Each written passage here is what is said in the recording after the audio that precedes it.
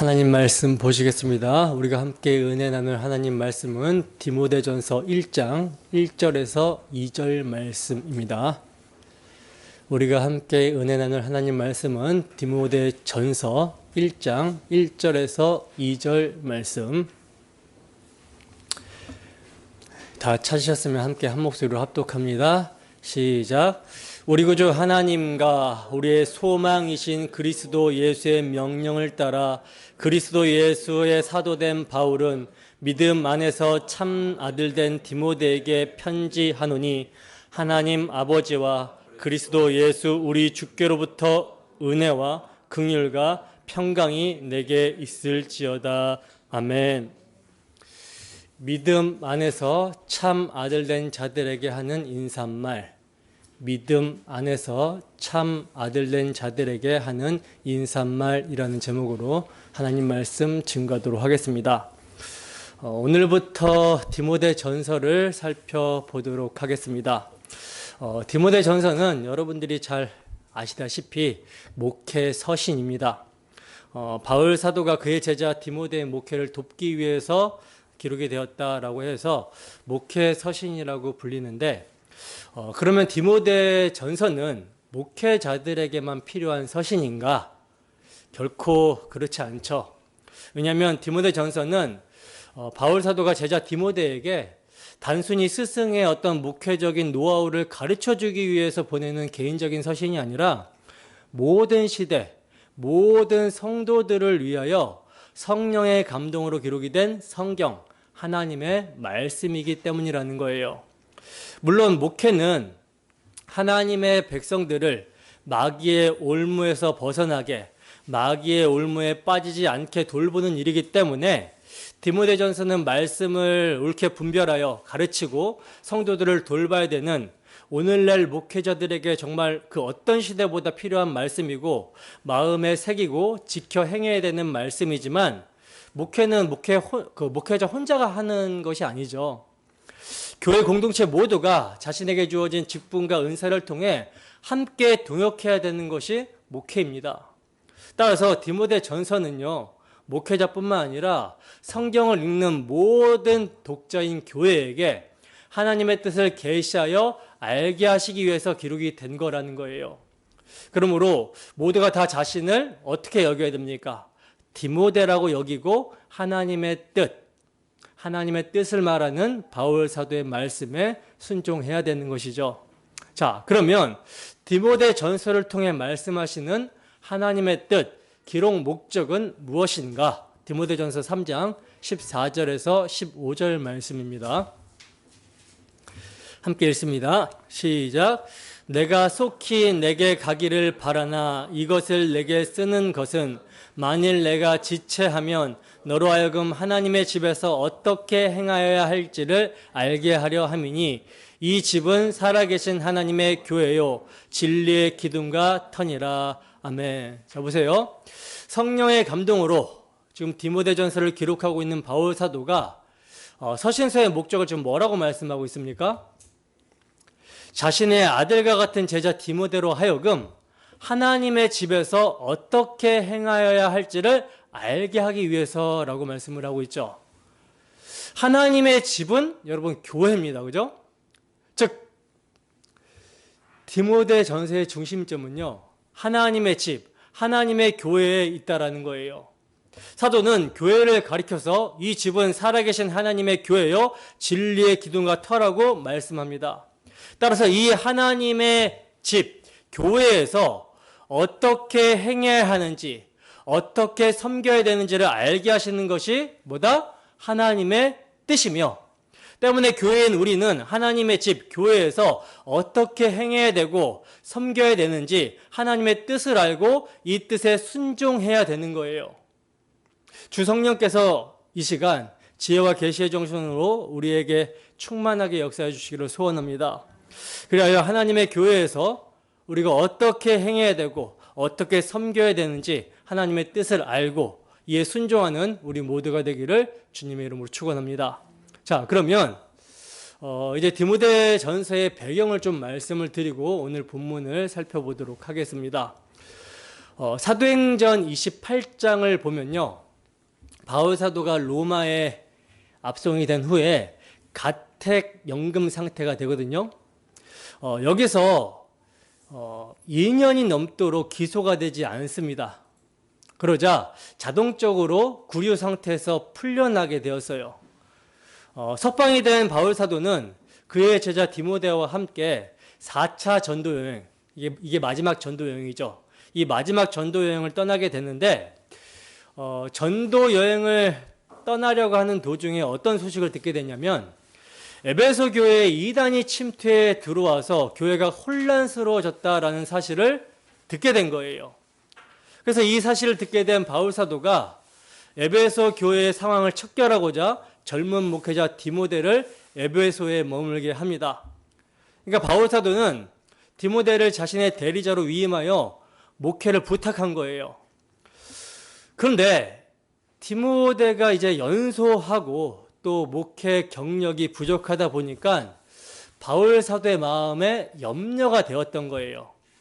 왜냐하면 지금 젊은 디모데를 적임자로 에베소 교회에 머물게 하여 목회를 지금 부탁했지만 지금 에베소 교회 상황이 건강한 교회가 아니고 교활한 거짓 교사, 이단들이 들어와서 문제를 일으키고 있는 굉장히 혼란스러운 상황이기 때문입니다. 그래서 사도는 그의 제자 디모데에게 어떤 조언으로 교회를 잘 지키고 세우게 할까라는 이런 고민하던 차에 성령의 감동으로 편지를 쓰게 되었다라는 거예요. 에베소 교회에 침투한 영지주의, 그리고 유대주의, 금욕주의 등 이단 교사들에 대해서 어떻게 대처해야 되는지, 그리고 이에 영향받은 혼란스러운 교회를 어떻게 바르게 세워나가야 되는지 편지를 써서 복음에 따른 조언과 격려를 해주고 있는 것이 디모데 전서라는 거예요.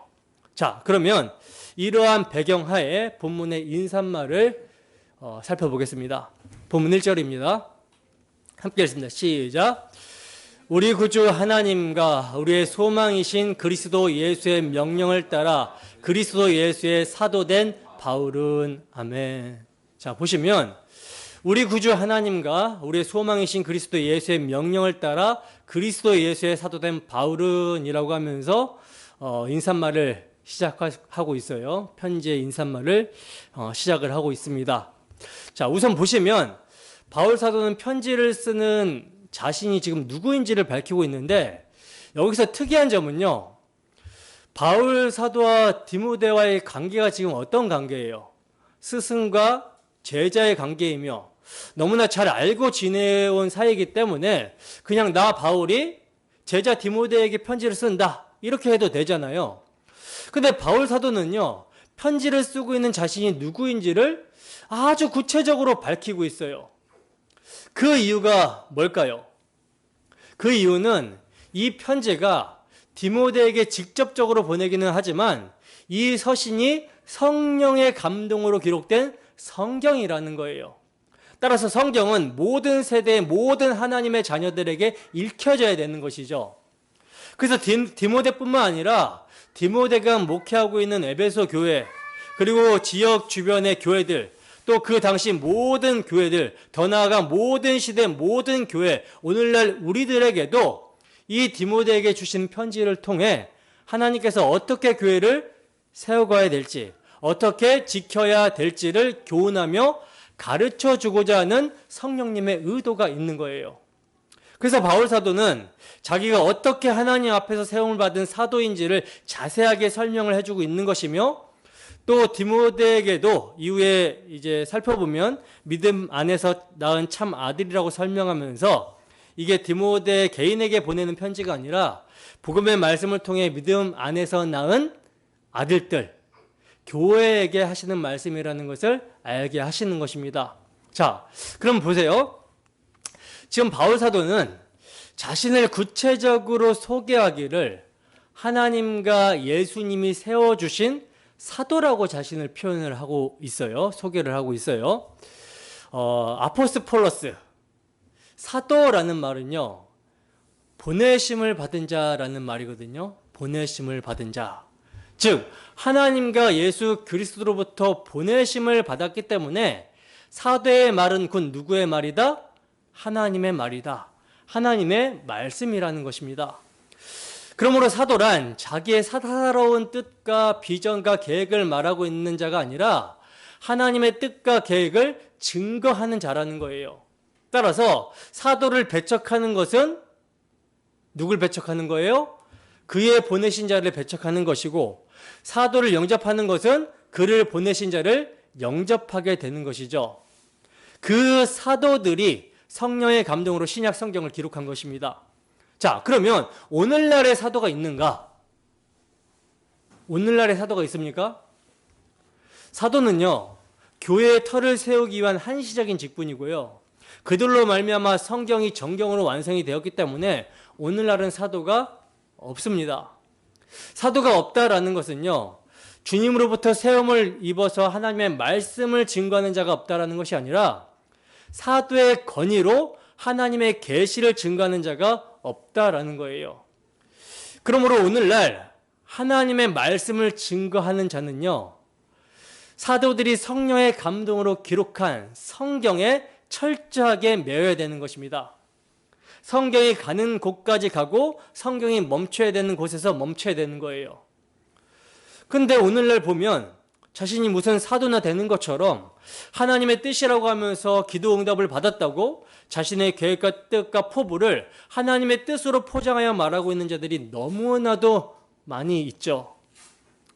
그러나 그들이 무슨 그럴듯한 말을 할지라도요, 성경이 증거하고 있지 않은 것을 증거하고 있다면 가짜라는 거예요. 성경이 증거하고 있는 것은 너무나도 분명하죠. 무엇입니까? 모든 성경은 나에 대해서 증거한다라고 예수님이 말씀하셨듯이 우리 주 예수 그리스도와 그의 십자가, 복음, 그 복음에 따른 권면입니다. 따라서 아무리 자신이 신령한 것처럼 뭘 봤다 들었다 하더라도 성경이 마지막 날에 아들로 말씀하셨다라고 하는 십자가의 도를 모든 성경이 증거하는 계시요, 완성된 계시요, 더 이상 계시가 없다라는 마지막 계시로 받고 인정하지 않는다면 그 사람은 뭐다? 가짜라는 거예요. 자, 그러면 바울 사도는 왜 인사말을 통해서 자신의 사도직을 강조하고 있는 걸까요? 바울은 다른 서신서에서도 자신의 사도직을 강조하고 있는 것을 보게 되는데, 이것은요, 바울 사도가 예수님의 공생애 때 다른 제자들과 함께 따라다니면서 그렇게 사역했던 제자가 아니기 때문에 그렇습니다. 우리는 예수님과 함께 따라다니면서 사역했던 제자들을 12사도라고 그러죠.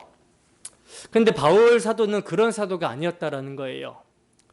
바울은 원래 유대교를 지나치게 믿고 조상들의 유전과 전통을 지키는데 철저하여 교회를 나사렛 이단으로 여기고 박해하는데 앞장섰던 사람이었는데, 그가 다메섹 도상에서 믿는 자들을 박해하려고 하는 도중에 정말 강권적으로 부활하신 예수 그리스도를 만나게 됨으로써 변화가 됩니다. 그를 만나주신 그리스도께서 이 바울에게 사도직을 주시고 말씀 선포자로 세워주셨다라는 거예요. 근데 이 사실을 아는 사람들이 많지 않죠. 없습니다. 왜냐하면 사도는 직접적으로 음성을 들었기 때문에 알 수가 없어요, 다른 사람이. 그래서 바울 사도의 사도직에 대해서 의문을 갖고 의심을 하는 사람들이 꽤 많았던 것입니다. 더군다나 이단이 침투해 들어왔으니 이단자들이 바울 사도의 권위를 인정했겠습니까? 그래서 바울 사도는 자신의 사도직을 변호하면서 강조하고 있는 거예요. 바울 사도가 디모데 전서에서 사도직을 강조한 이유를 몇 가지를 들어서 말씀드릴 수가 있는데, 우선 첫 번째는요, 자신이 스스로 사도가 된 것이 아니라 하나님과 예수님의 명령으로 세워진 사도로서 말씀의 권위가 있는 자임을 강조하기 위해서입니다. 자기가 스스로 내가 사도가 되겠다라고 해서 사도가 된다면 아무도 인정해 주지 않겠죠. 그렇게 되면 그가 전하는 말씀이, 또 말씀에 대한 해석이 과연 올바른가에 대한 시비 여부가 굉장히 치열하게 될 것입니다. 그러나 하나님께서 세워주시고 말씀을 맡기셨다라고 해버리면 그의 말씀의 권위는 하나님의 권위가 되는 거예요. 그래서 성경의 기록이 될 수가 있었던 것이죠. 그러므로 이렇게 바울 사도는 자신의 말씀, 자신이 전파하는 말씀의 권위가 하나님과 예수님의 권위라는 것을 강조하기 위해서 사도직을 강조하고 있는 것입니다. 그 결과 디모데와 교인들이 자신의 가르침으로 인해서 이단의 가르침을 대항하고 바른 교훈으로 굳게 설 수 있도록 사도직을 강조하고 있는 거예요. 오늘날 목회자가 전하는 말씀의 권위는 그러면 어디서 나오겠습니까? 기록된 말씀에 있는 것이죠. 기록된 말씀을 통해서 지금 자신이 하고 있는 말씀의 권위가 있게 되는 거예요. 자, 바울이 사도직을 강조하는 이유 두 번째는요. 젊은 목회자 디모데의 권위를 세워주기 위해서 자기 사도직을 강조하고 있는 것입니다. 사도의 권위를 가진 자신이 디모데에게 편지함으로써 그가 비록 젊고 연소하지만 말씀의 권위를 가진 목회자임을 드러내주려고 했던 거예요. 그래서 이단의 교훈을 멀리하고 그 디모데의 가르침을 받아서 사람들이 교회를 세워나갈 수 있도록 자기의 사도직을 강조하고 있는 것입니다. 그러니까 바울 사도는요, 단순히 자기가 전하는 말씀의 권위를 드러내기 위해서 사도직을 강조하고 있는 것이 아니라 자기도 말씀의 권위가 있고 이 말씀의 권위가 있는 사람이 디모데를 인정함으로써 디모데의 가르침도 권위가 있음을 나타내 주려고 했던 거예요. 자, 그리고 세 번째는요, 자신을 사도로 세우시고 사명을 주신 분이 하나님과 그리스도이심을 기억하면서 목숨 바쳐 사명을 감당하고자 하는 결단을 보여주고 있는 것입니다. 그래서 그는 자신을 그냥 사도라고 하지 않고요, 하나님과 예수님께서 불러서 세워주신 사도, 명령하신 사도, 이렇게 표현을 하고 있는 거예요. 여러분, 나라의 대통령이 나라의 구원이 걸린 중대한 일을 우리에게 부탁했다라고 한번 생각해 보세요. 여러분들에게 부탁했다라고 한번 생각해 보시기 바랍니다. 어떤 마음이 들겠습니까? 나라를 위해서, 또 자신에게 부탁한 사람을 위해서 이 한 몸 바쳐 헌신해서 꼭 지켜내려고 하는 그런 의지가 발동하게 되잖아요. 그런데 그런 부탁을 사도에게 하신 분이, 바울에게 하신 분이 하나님이세요. 구원자 예수 그리스도라는 것입니다. 사도는 이걸 강조하고 있는 거예요. 그러니 자신에게 주어진 사명은 목숨을 걸어도 아깝지 않다라는 것을 그는 결의에 찬 모습으로 말씀하고 있는 것입니다. 사도행전 20장 24절 말씀 보겠습니다. 함께 했습니다. 시작. 내가 달려갈 길과 주 예수께 받은 사명 곧 하나님의 은혜의 복음을 증언하는 일을 마치려 하면은 나의 생명조차 조금도 귀한 것으로 여기지 아니하노라. 아멘. 사도는 하나님의 은혜의 복음을 증언하는 일, 이 복음을 증거하고 이 복음을 보수하고 교회를 세우는 일에 있어서 자신의 생명을 조금이라도 귀한 것으로 여기지 않겠다라고 말씀을 하고 있어요. 생명을 걸었다라는 것이죠. 근데 여러분, 사도만 하나님께서 부르셔서 사명을 주신 것입니까? 바울 사도만 사도로 부르셔서 그 사명을 주신 거예요? 아니죠. 목사나 장로나 집사나 교사 등 직분자들도요, 부르심을 받았고 사명을 받았습니다. 아니, 모든 성도들은요, 부르심을 받고 사명을 받았어요. 따라서 모든 사명자, 그리스도인은요, 자기를 부르시고 명령하신 분이 누구신지를 기억해야 되는 것입니다. 이것을 잊어버리는 순간 사명을 감당하는 데 있어서 소홀하게 될 수 있고 게을러질 수 있다는 거예요. 그러니까 누가 나를 부르셨고 누가 나에게 직분을 맡겨주셨는가, 또 맡기신 직분의 내용은 무엇인가, 이것을 알아야 된다는 것이죠. 누가 나를 부르셨는지, 또 그가 나에게 직분을 맡기시고 명령을 해주셨는데 어떤 명령인지 내용을 모르면 제대로 수행할 수 있겠습니까? 없겠습니까? 제대로 수행할 수가 없겠죠. 알아야지만 제대로 수행할 수가 있는 거예요. 그래서 직분에 맞게 충성되이 헌신을 할 수가 있게 되는 것입니다. 하나님께서 우리에게 허락하신 직분을 망각하고 사명을 소홀히 해서는 안 된다라는 거예요. 여러분, 직분은 섬기기 위함입니다. 섬기기 위함이에요. 군림하기 위해서가 아니라 섬기기 위함입니다. 주님께서 피로 사신 교회를 섬기기 위해서 우리는 부르심을 받았고 또 사명을 받았다라는 거예요. 직분을 받았다라는 것이죠. 그렇다면 부름을 받은 모든 자들의 가장 기본적인 섬김이 여러분 무엇이겠습니까? 부르심을 받은 자들에게 가장 기본적인 섬김, 이 섬김이 여러분 뭘까요? 바로 성도의 모임, 예배입니다. 예배예요. 성도의 모임에 빠지지 않고 경건함과 신중함으로 예배하고 서로에게 본이 되고 신앙의 교제를 나누는 것이 가장 기본적인 섬김입니다. 사실 엄밀하게 말씀드리면 성도의 모임, 예배는 우선 하나님의 섬김을 받는 거죠. 하나님의 섬김, 은혜를 받고 그 은혜로 하나님을 찬송하며 섬기는 제사가 예배예요.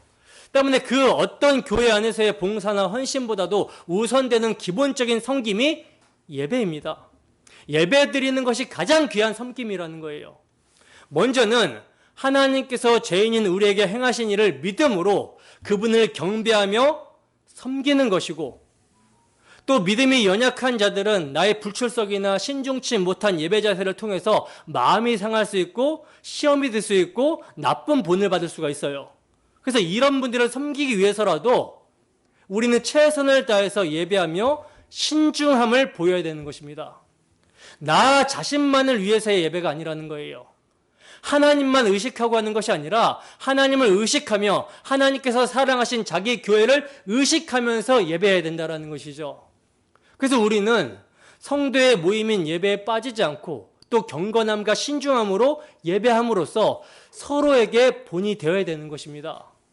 신앙의 교제를 나누는 것도 섬김의 중요한 부분이죠. 섬김의 아주 중요한 부분입니다. 그렇지 않고는요, 여러분들은 그냥 각자의 처소에서 인터넷으로 유튜브를 보면서도 뭐 그냥 나 예배했다라고 얘기할 수 있을 거예요. 그러나 그것은 경건의 방편이지 예배라 할 수 없는 것이죠. 왜냐하면 하나님께서 우리를 구원하여 예배자로 부르셨을 때, 사명을 주셨을 때 개인으로 부르신 것이 아니라 그리스도의 지체, 한 몸으로서 부르셨기 때문이라는 거예요. 따라서 하나님께서는 함께 모여서 예배하고 그 들었던 말씀을 나누면서 성도의 삶에 서로 도움이 되기를 원하셨기 때문에 세상 가운데 구별하여 주신 무리, 교회를 주신 것입니다. 나 혼자는 완벽할 수 없기 때문에 서로의 장점과 단점을 보완하며 또 세워줌으로써 믿음에 자라게 하시기 위해서, 성도로 온전하게 하기 위해서 교회 공동체를 허락하신 거라는 거예요. 그래서 모든 직분자들, 그리고 직분이 없다 할지라도 모든 성도들에게는 이러한 하나님의 명령이 있는 것입니다. 이것은 여러분 율법적인 명령이 아니에요. 그리스도께서 우리를 피 흘려 사셨기 때문에 주께서 원하시는 뜻이 이것임을 알고 감사와 자발적인 마음으로 이러한 행동을 우리는 하게 되는 것이죠. 모든 성도에게 해당하는 기본적인 섬김이 함께 모여드리는 예배입니다. 하나님은 우리를 예배자로 부르셨고 한 교회의 지체로 불러주셨기 때문에 이 점을 소홀히 해서는요, 이후에 직분도 감당할 수가 없게 되는 거예요. 따라서 바울 사도가 하나님과 그리스도께 받은 사명을 위해 그 자신의 생명을 조금이라도 귀한 것으로 여기지 않고 주의 몸된 교회를 위해 헌신했던 것처럼 예배자로 부름을 받고 섬김의 사명을 받은 우리 또한 생명을 다해 주의 몸된 교회를 섬기기 위하여 서로 예배의 본이 되고 신앙의 교제를 나누는 섬김에 헌신해야 되는 것입니다.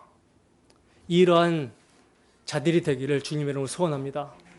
자, 계속해서 보시면 바울 사도는요, 자신의 사도직이 다른 서신들처럼 하나님의 뜻으로 말미암아 사도가 되었다라고 하지 않고요, 명령을 따라 사도가 되었다 이렇게 표현을 하고 있거든요.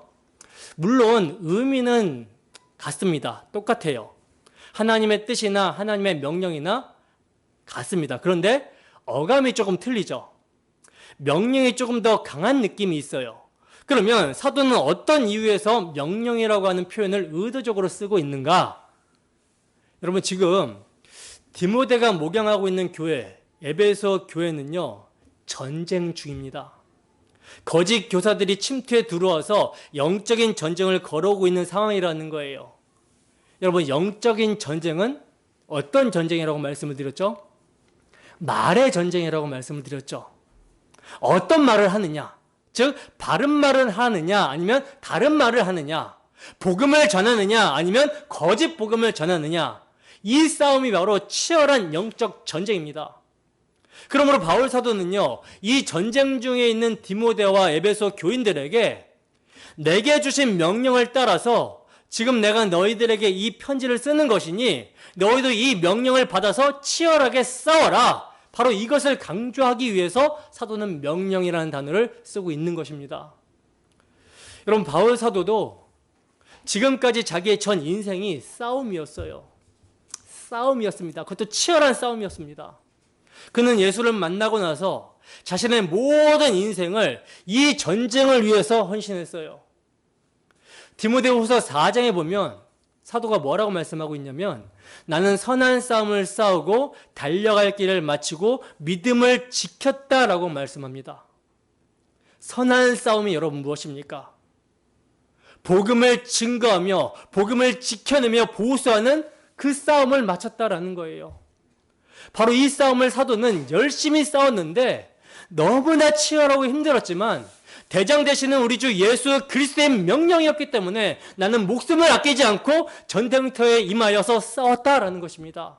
그러니 이와 같이 너희들도 주님의 명령임을 알고 이단 교리를 대적하며 올바른 복음을 세워나가라, 이렇게 말씀해주고 있는 거예요. 그리고 이렇게 자신에게 사도직을 명령하신 분을 바울 사도는요, 구주 하나님과 소망이신 그리스도 예수라고 이렇게 말씀을 하고 있는데, 우선 구주 하나님이라는 표현부터 보시면요, 보통 소테르, 구주, 구원자라는 말은 누구에게 사용하는 호칭이죠? 예수 그리스도께 사용되는 호칭이죠. 왜냐하면 우리 주 예수 그리스도께서 십자가에서 우리의 모든 죄를 대속하심으로 하나님의 공의와 사랑을 만족시키셨고, 이 의로운 행위를 우리의 것으로 여겨주사 우리의 의가 되게 하심으로 죄인인 우리로 하여금 의로운 하나님 앞으로, 거룩하신 하나님 앞으로 나아가서 화목할 수 있게 하셨기 때문입니다. 오직 예수님만이 우리의 중보자로서 거룩하신 하나님 앞에 나아갈 수 있는 살 길을 열어주셨기 때문에, 그분만이 우리의 지혜와 의와 거룩함과 구원함이 되시기 때문에 예수님만이 우리의 구원자라고 하는 거예요. 근데 사도는 이 구원의 주라는 호칭을 지금 누구에게? 하나님께 사용하고 있어요. 구주 하나님이라고 하면서 성부 하나님께 연결시키고 있습니다.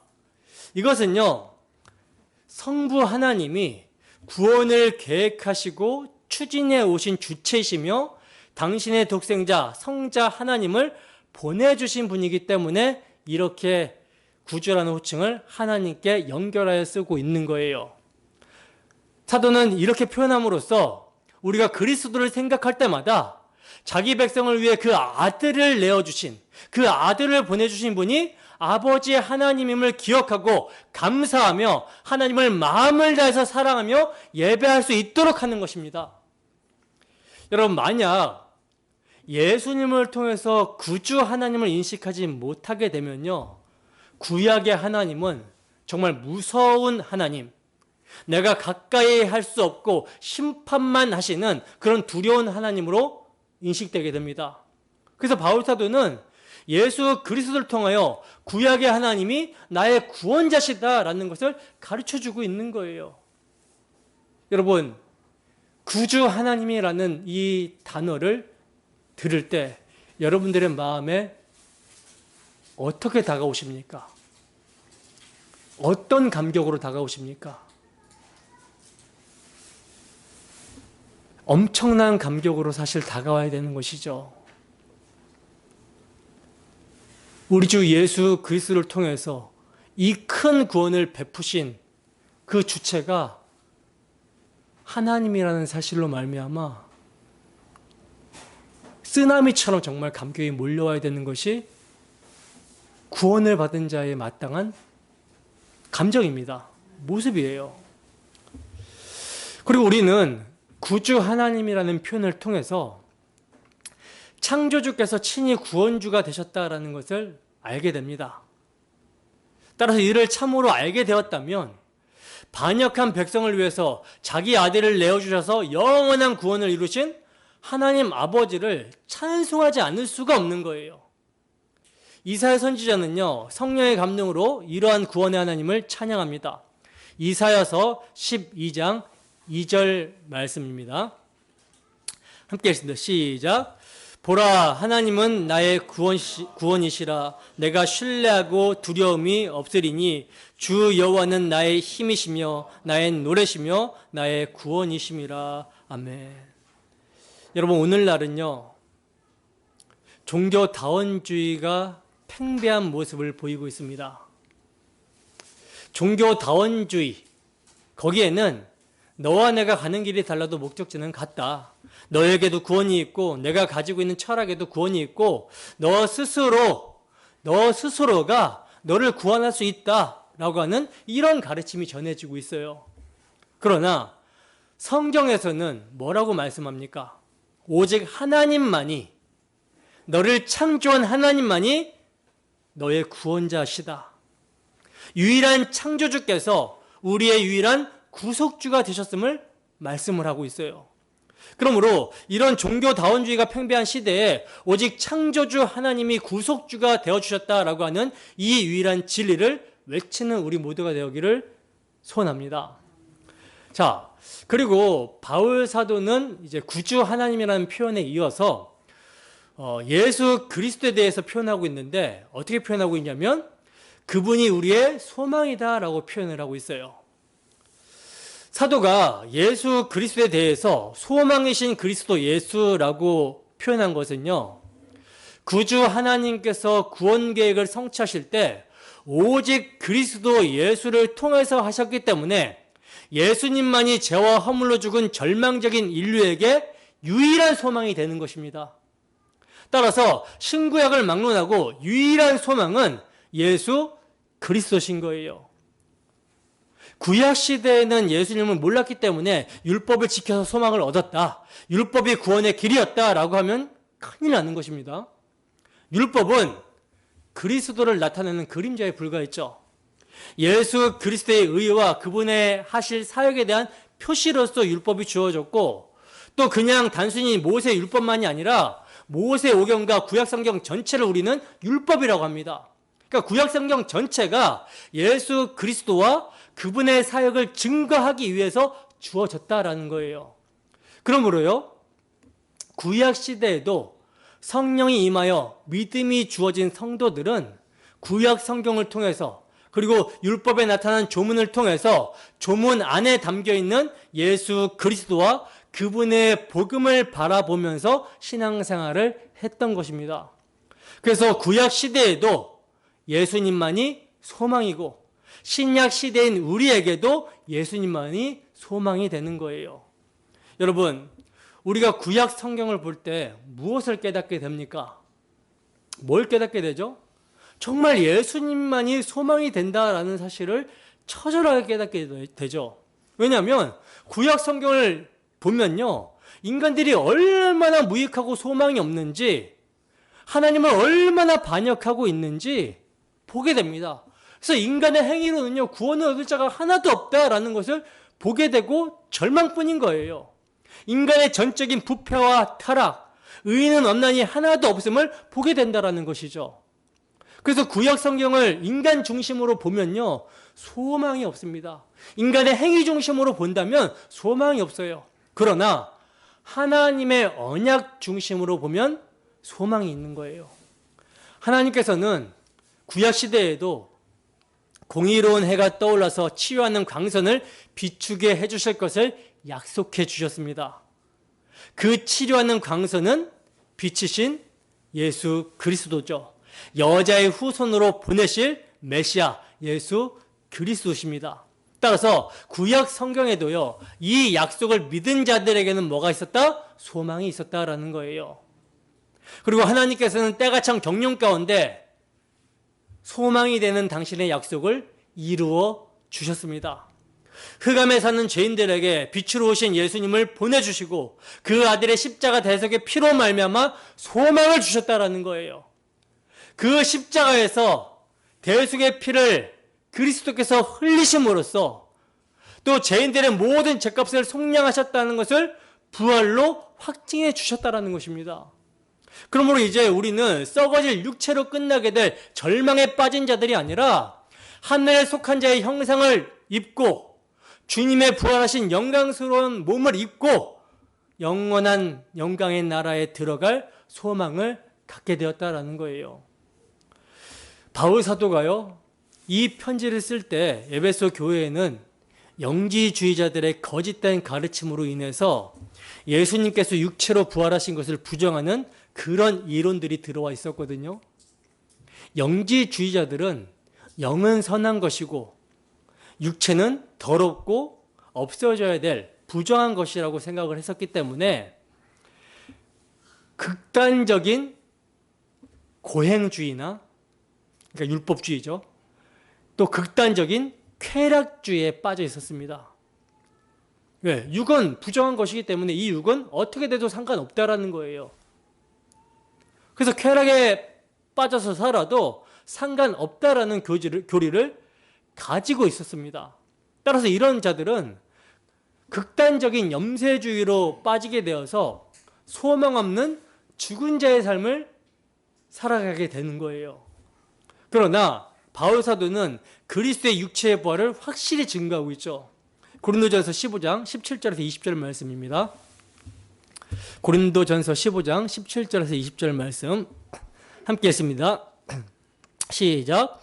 그리스도께서 다시 살아나신 일이 없으면 너희의 믿음도 헛되고 너희가 여전히 죄 가운데 있을 것이요 또한 그리스도 안에서 잠자는 자도 망하였으리니 만일 그리스도 안에서 우리가 바라는 것이 다만 이 세상의 삶뿐이면 모든 사람 가운데 우리가 더욱 불쌍한 자이리라.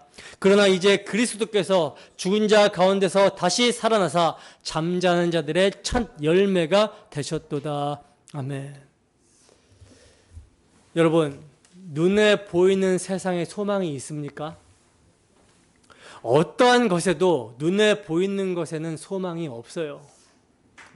가장 확실한 것이 뭡니까? 모든 것이 다 새하여지고 변하여진다라는 것이죠. 그러므로 이 세상은 사라지기 마련이고요. 인간들도, 그러니까 나 자신도 늙어지고 부패합니다. 또 우리의 생각도 변하게 돼요. 그러니까 진리가 없다라는 것입니다. 세상을 보면 이기심과 시기, 질투, 기근, 전염병, 전쟁 이런 것들이 난무하고 있어요. 정말 아무런 소망이 없습니다. 그러나 그리스도께서는요, 당신의 십자가 대속의 피를 통해 이러한 소망 없는 악을 골짜기를요 소망의 문으로 삼아주신 거예요. 그래서 바울 사도는 골로새 교회에 보내는 편지를 통해서 이 비밀은 너희 안에 계신 그리스도니 곧 영광의 소망이니라 하고 그리스도께서 소망이 되심을 말씀했던 것입니다. 근데 문제는 과연 우리에게 있어서 그리스도가 참으로 소망이 되고 있는가? 이것이 문제인 것이죠. 참으로 그리스도가 영광의 소망이 된다면 범사에 이 소망을 위해서 살아야 되고 이 소망이 삶의 유일한 위로가 되어야 되는 것인데 과연 우리에게 영광의 소망이신 그리스도가 참으로 소망이 되고 위로가 되고 있는 것인지 질문을 던져봐야 되는 거예요.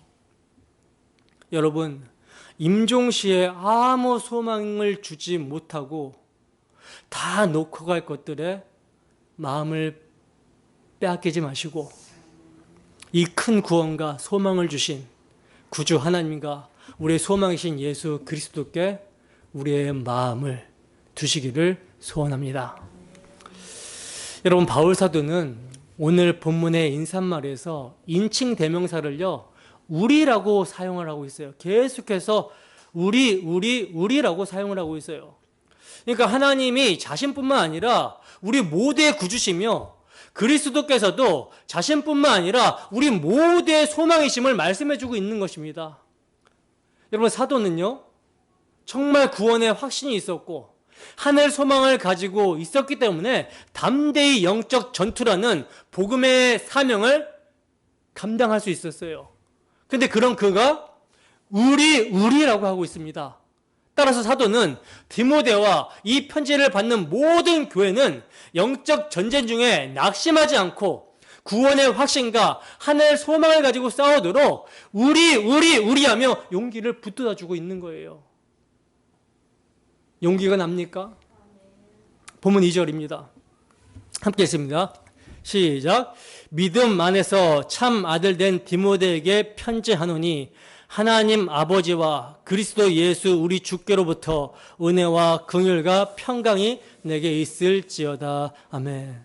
자, 이제 자신의 소개를 마친 사도는 믿음 안에서 참 아들 된 디모데에게 편지하노니라고 말씀을 하고 있어요. 여기서 주목해야 되는 말씀이 믿음 안에서 참 아들이라는 말씀인데, 바울 사도는 여러분 결혼을 했습니까? 안 했습니까? 결혼을 안 했죠. 때문에 디모데가 육신의 아들은 아니에요. 그러면 믿음 안에서 참 아들이라는 표현은 어떤 표현인가? 바울 사도는요, 1차 전도 여행 중에 디모데를 만나서 복음을 전했는데 그가 이 복음을 믿어서 그리스도 안에서 참 하늘의 가족, 하나님의 한 가족이 된 것을 말씀하고 있는 것입니다. 즉 성령께서는 바울이 전한 복음을 사용하셔서 디모데를 거듭나게 하셨고 복음을 믿는 믿음 안에서 그리스도 안에서 진정한 가족이 되게 하셨다라는 거예요. 그래서 사도는 디모데를 뭐라고 합니까? 믿음 안에서 참 아들이라고 말씀하고 있는 것입니다. 따라서 복음으로 태어난 자들은 그리스도 안에 있는 자들이며 그 이름이 생명책, 그리스도의 족보에 기록이 된 하나님의 가족이라는 거예요. 그러므로 바울 사도는요, 디모데를 단순히 제자로만 생각하지 않고 아들로 여겼던 거예요. 아들로. 또한 아들로 여겼다라는 것은요, 자신이 지식만 전달하는 교사가 아니라 사랑의 관계 속에서 가르침을 전해주는 아버지로 여겼다라는 것이죠. 여러분, 믿음 안에서 참 아들이라고 부를 수 있는 제자가 있다라는 것은요, 참으로 복된 일이며 이러한 아버지 같은 스승이 있다라는 것도 복된 일입니다. 너무나도 복된 일이죠. 고린도전서 4장 15절 말씀입니다. 함께 읽습니다. 시작. 그리스도 안에서 일만 스승이 있으되 아버지는 많지 아니하니 그리스도 예수 안에선 내가 복음으로써 너희를 낳았음이라. 아멘. 여러분, 바울 사도 당시에는요, 아버지가 아닌 지식만 전달하는 스승이 많았고요, 마찬가지로 아들은 적고 지식만 배우는 제자가 많았는데 오늘날은 어떠할까요? 오늘날은 어떻겠습니까? 더욱더 그러하겠죠. 여러분, 바울이 아버지가 되고 디모데가 아들이 될 수 있는 전제는 복음입니다. 복음. 사랑이 많은 교사라고 해서 아버지가 되는 것이 아니라 복음의 교사여야지만이 아버지가 되는 거예요. 왜냐하면 복음만이 생명을 낳게 하는 가르침이기 때문입니다. 그래서 베드로 사도는 이렇게 말씀하고 있는 거예요. 너희가 거듭난 것은 썩어질 씨로 된 것이 아니요 썩지 아니할 씨로 된 것이니 살아있고 항상 있는 하나님의 말씀으로 되었느니라. 복음은 혈연, 지연, 학연이 전혀 아닌 자들이라 할지라도 그리스도의 피로 한 가족으로 만들어내는 능력이 있다는 것입니다. 그래서 바울은 교회를 그리스도의 건석이라고 말씀하고 있는 거예요. 여러분, 우리가 이렇게 함께 모여 예배하고 있는 중심에는요, 복음이 있습니다. 그래서 한 가족이라고 하는 거예요. 그래서 형제요, 자매요 라고 부르는 것입니다. 믿음 안에서 형제와 자매가 있다라는 거, 아버지와 아들이 있다라는 거, 즉 함께하는 교회가 있다라는 것은요, 하나님의 복된 선물입니다. 너무나 복된 선물이에요. 근데 복음이 복음되지 않으면 교제가 될까요, 안 될까요? 교제가 안 되겠죠. 자기 자신이 어떤 은혜와 복을 받았는지를 모르니까 다 자기 같은 줄 알고 혼자 불신하고 오해하는 거예요. 그러나 복음에 나타난 하나님의 사랑을 알게 되면 자신이 어떤 모습인지를 알고 어떠한 용서와 사랑을 받은 자인지를 알게 되기 때문에 누가 알아주지 않아도 용서받은 죄인에게 섬길 수 있는 형제와 자매가 있다라는 거, 이것을 복으로 알고 주 앞에 감사하게 되는 것입니다. 자, 계속해서 보시면 사도는요, 하나님 아버지와 그리스도 예수 우리 주께로부터 은혜와 긍휼과 평강이 내게 있을지어다 라고 인사하면서 은혜와 평강을 말씀하고 있는데, 여기서 여러분 은혜, 카리스는요 헬라식 인사고요, 평강, 에이레네는 히브리식 샬롬이라는 인사말이거든요. 당시 많은 사람들은요 이렇게 인사하면서 편지를 썼지만, 지금 사도 바울은 이 일반적인 인사말을 복음의 의미를 담아서 사용하고 있는 거예요. 바울 사도는 구약 시대의 제사장들에게 주신 축복문을 너무나도 잘 알고 있었습니다. 거기에는 은혜와 평강이 나오고 있는데, 구속사적 성경 해석에 대가했던 사도는 그 의미를 너무나도 잘 알고 편지 인사말에 늘 은혜와 평강이라는 말을 사용했던 거예요. 민수기서 6장 24절에서 26절 말씀입니다. 함께 읽습니다. 시작. 여호와는 내게 복을 주시고 너를 지키시기를 원하며, 여호와는 그의 얼굴을 내게 비추사 은혜 베푸시기를 원하며, 여호와는 그 얼굴을 내게로 향하여 드사 평강 주시기를 원하노라 할지니라 하라. 아멘. 자, 보시면 핵심은요, 여호와의 얼굴을 마주함으로 은혜와 평강이 임하게 된다라는 것이 핵심입니다. 근데 여러분들이 잘 아시다시피 구약 시대는 어떤 상태죠? 죄로 인하여 하나님의 얼굴을 가까이 할 수 없었던 시대였죠. 그래서 이사야 선지자는 오직 너희 죄악이 너희와 너희 하나님 사이를 갈라놓았고, 너희 죄가 그의 얼굴을 가리워서 너희에게서 듣지 아니하게 하였다 하고, 죄가 하나님과 하나님의 백성들 사이를 갈라놓았다라고 말씀을 합니다. 그런데 그렇게 죄로 인하여 하나님의 얼굴을 볼 수 없었던 자들에게 하나님께서는요, 그 당신의 얼굴빛을 비추시려고 성자, 당신의 아들을 보내신 거예요. 그래서 말씀이 육신이 되어 우리 가운데 거하심에 우리가 그의 영광을 보니 아버지의 독생자의 영광이요 은혜와 진리가 충만하더라. 그리고 이렇게 임마누엘 하신 예수 그리스도께서 십자가에서 당신의 몸을 내어주심으로, 대속의 피를 흘리심으로 다 이루셨다라고 선언하셨을 때 가리워졌던 휘장은 찢어져서 비로소 그 얼굴을 비추사 은혜 베푸시는 것이 가능해진 것입니다. 그리고 이제 그렇게 십자가의 은혜로 말미암아 성령이 임하여 복음을 믿게 된 자들의 마음에 뭐가 찾아오게 되는 거예요? 에이렌의 평강이 찾아오게 된 거예요. 따라서 오직 주 예수 그리스도의 대속의 은혜로 하나님의 얼굴과 마주하고 있음을 잊지 않는 성도는요, 어떠한 처지와 어떠한 형편에서도 평강을 누릴 수가 있는 것입니다. 왜? 우리는 이제 언제든지 예수 그리스도의 피, 대속의 피를 의지하여 하나님의 보좌 앞에 담대히 나아갈 수 있기 때문이라는 거예요. 그래서 아무것도 염려하지 말고 모든 일에 어떻게 하라? 모든 일에 감사와 간구로 너희 구할 것을 하나님께 아뢰라. 그리하면 지각에 뛰어나신 하나님의 평강이 너희 마음과 생각을 지키시리라. 그러니까 어떤 형편, 어떤 상황에서도 우리는 기도할 수 있고 그 하나님으로부터 오는 평강을 누릴 수가 있게 되었다라는 거죠. 성령께서 그리스도의 복음을 마음에 비추어 주셨기 때문에 강같은 평화를 누릴 수 있게 된 것이며, 구약 제사장을 통해 선포된 축복이 그리스도 안에서 성취가 되어 성령으로 적용이 되게 된 것입니다. 그래서 바울 사도는 그의 서신서에서 인사한 말을 할 때마다 감격 가운데 은혜와 평강이 너희에게 있을지어다 라는 말을 쓰고 또 쓰고 한 거예요. 여러분, 이러한 감격이 전해지십니까? 여러분, 은혜와 평강은 연속선상에 있습니다.